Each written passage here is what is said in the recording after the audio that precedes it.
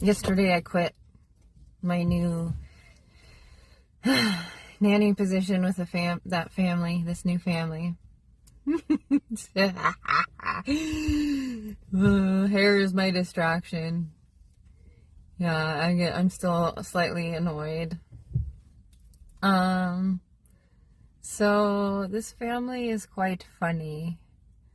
It was with a 10-month-old boy. And they also have like a 2-year-old. So they're very close in age. They didn't waste any time.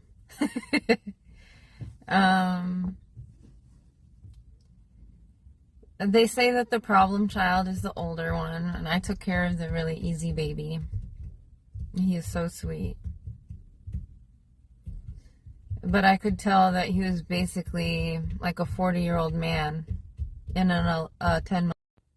The mom started out with showing signs of insecurity and jealousy, but she wanted to be my friend. She was friendly. The first day I stayed longer, and they told me this big long story about a boss she had, and a coworker that worked with them, and how they were terrible, and they created smear campaigns about her, and they tried to get them in trouble for dating and all these other things. It was like a story to prime me with, to put this story or idea of who they are in my head, like as good people, who've been in that situation. So for me to basically not think that they would ever try to put me in that situation. As the week went on, I saw signs of schizophrenia, autism, like bipolar, kind of like the whole spectrum came out in this mom and the 2 children. Well, and the dad too, but he was a little more logical about the situation, so he was able to hide it better. So they basically started in from the first day. They'd have conversations about me together. And it was clearly about me. They would talk about me in the sense of, I'm called Walmart Girl here at Walmart near the area that I'm at.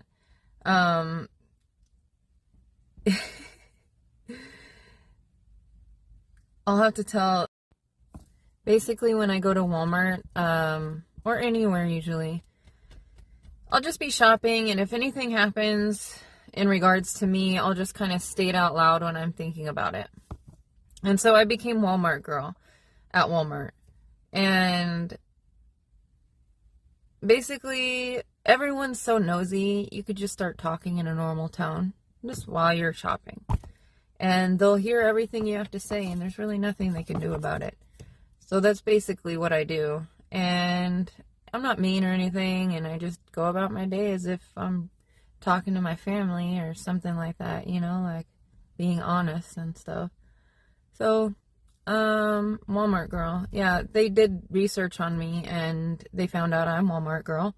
And so they, mentioned it in a phone call when she was on the phone with somebody. It was probably a fake phone call. Or the mom and dad might not be at work one day and no school either. So I'm taking care of the baby, and they're having breakfast at the table with the older son. And they'll say something about what I'm doing in that moment, right there in front of them, as if I'm not there. They're talking about me as if I'm not in the room. But it's not full sentences. It's just indicators that they're looking at me and watching me and seeing if I'll respond. Because in the first conversation that we had about her work situation, she was saying that she was the type to say something, and she always would. And I said, oh yeah, I'm that kind of person too. I'll say what I'm thinking.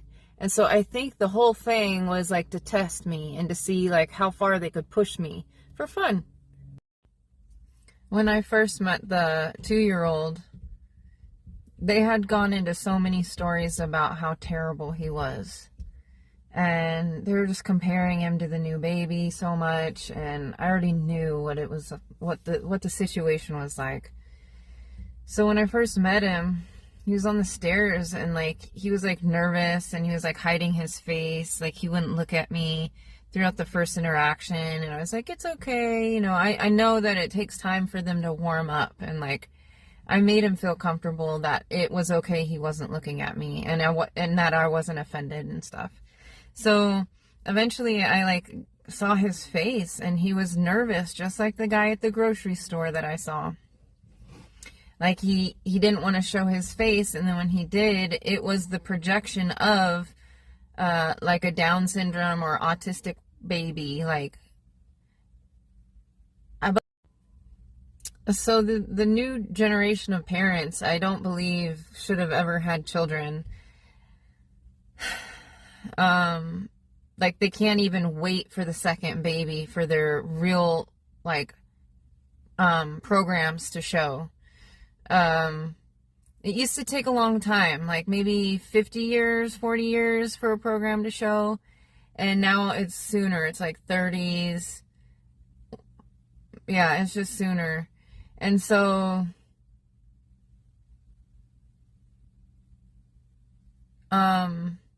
it's the older children that are gonna start probably show signs of like being the scapegoat. It used to be the baby. So I don't know if I said that already. So yeah, he had the projections of autism and Down syndrome. I had seen it in the baby that I was caring for, like his younger brother. I saw it in him too when I first looked at him. But it was very brief. Like he's younger, but he's so smart. He's just as smart, but he's younger, so his brain's not quite as developed. So, yeah, and I saw this face on the mom too in our interactions. Like when her mask would slip, I saw her authentic reflection of what she sees when she looks in the mirror.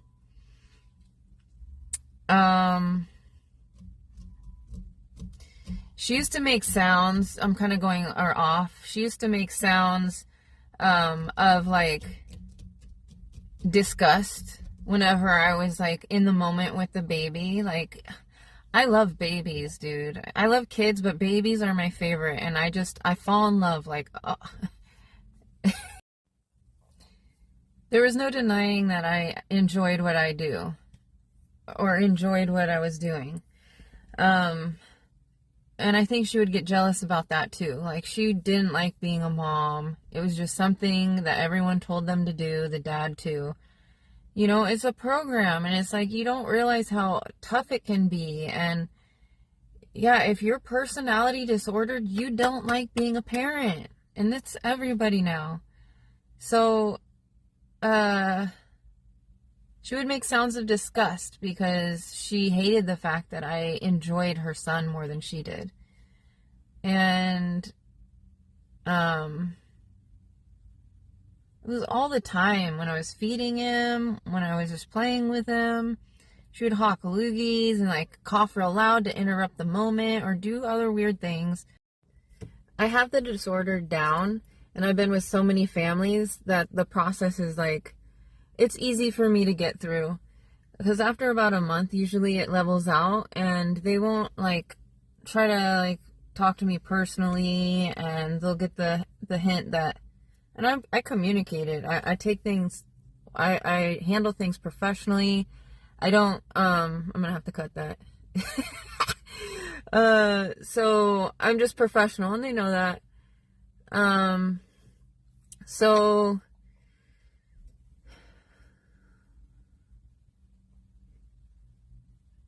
it's like I can manage it. I like direct it. I direct things the way I want it to go. And it was fine, and she would give me tasks to do, and I was efficient, so I'd have the tasks done, and I'd have a lot of time to rest because the baby slept in his naps. They allowed me 30 minutes as a lunch, and it would be paid, which is fine. I eat fast, and the foods that I eat are like really easy to just get in, like yogurts or oatmeal in a cup, or hard-boiled eggs, stuff like that. Pre-cut veggies.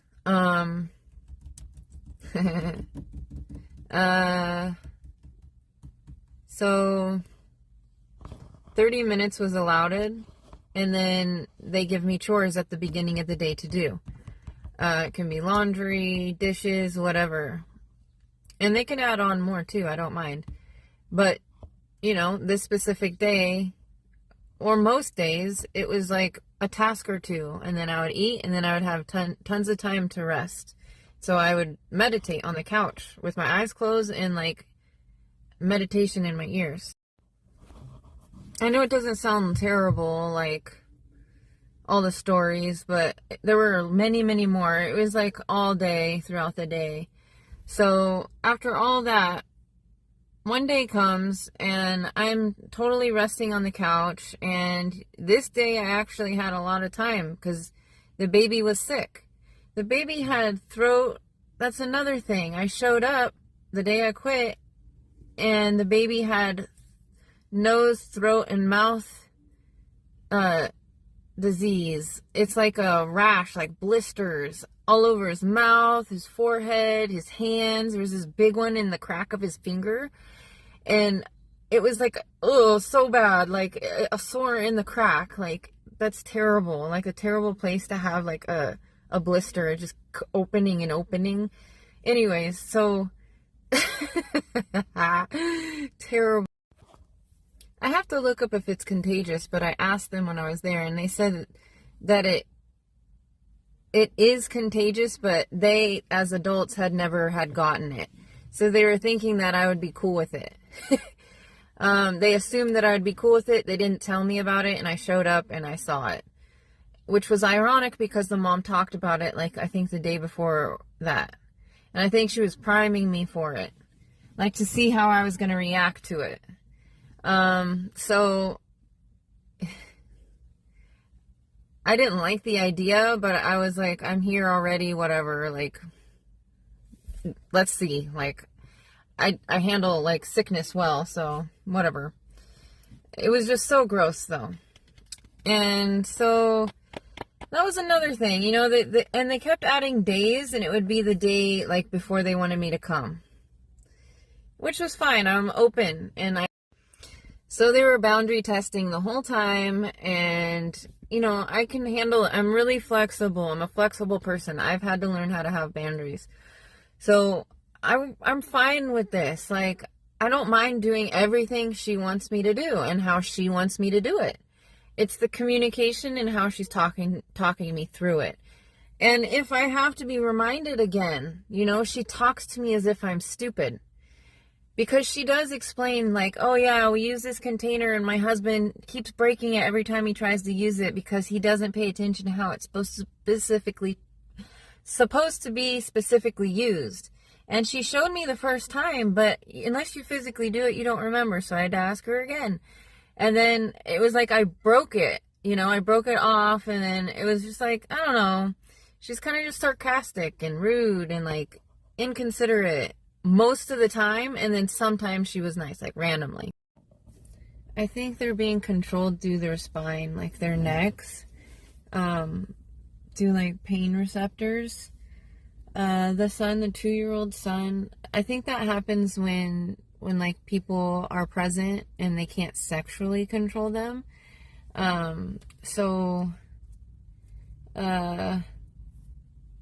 The dad did something when he was taking off the bib one day when he was done eating, because he didn't want to finish his food, and I feel like it was a way to like program him into eating all his food. So he like was hurting him, and the son started like crying this cry of pain, and I was like, what in the world is going on? And he, like, I watched the whole thing happen with my eyes, but you can't visually see what's happening when they're receiving and sending these messages to the children. I don't know how it works, but sadistic parents have found ways to control their children. I'm sure it's been going on forever, but I think it's become more popular and there's new tactics. So yeah, I think the sending pain through the neck, through the spine. The physical body is easily controlled too when the spine is out of alignment and you're small. So I think they're getting molested and they're being controlled through sexual feeling throughout the day. And when there's somebody present who, like me, they would never do that, or not all, but they specifically knew that if I saw that, I would see that. And so I think that's why he used like the pain in the neck. Like it was a pain of distress, like a cry of distress. The child was in pain. The father's spine was just completely jacked up, dude. He looked like a puppet. Like this all was like up and his head was off his body, forward, like so when the child is attuned to the parent or an adult, they can literally feel and tap into the body. That's why you'll see a lot of adults now embodying other people. They'll be watching me and they'll physically feel into my body. So if I'm moving a certain way, they end up moving a certain way because they're so hyper attuned to my body. So the children are hyper attuned to the parent's body, including pain, emotional and physical. And the dad transferred the pain from his own body to the son. He sacrificed his backbone for his wife. So, like, he had no backbone in the marriage.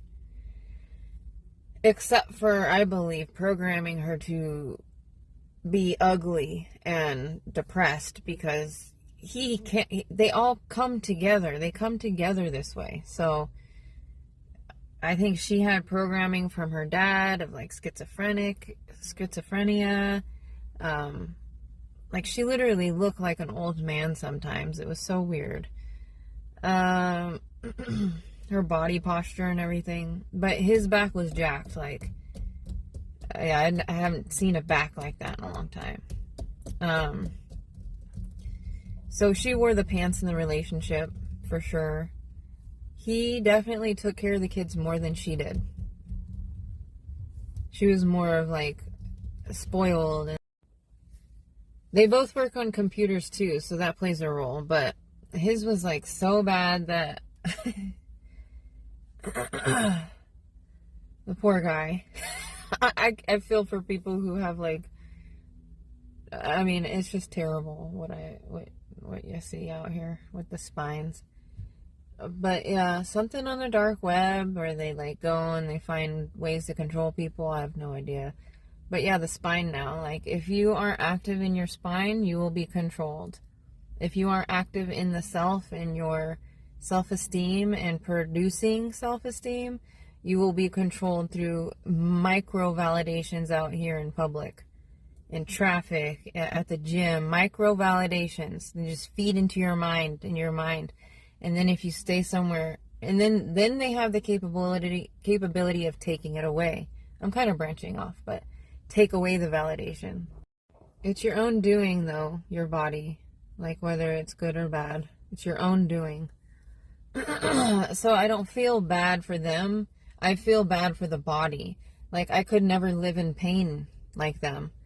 And that's why they're regurgitating pain out. They're projecting it out onto the children. They want to see pain on the children's faces so badly because the bodies are screaming. Like, even her body was fucked up too. Like, her spine was in a different position. And it has everything to do with the personalities. Like, she's stuck up and she's mean and she's dictating. And he is too, I'm sure. Like, to her and the children, you know. It just goes down, you know. And she's a woman, so she's allowed to talk to me that way, you know. Like, she feels like she is. Like, she feels like she's superior or whatever.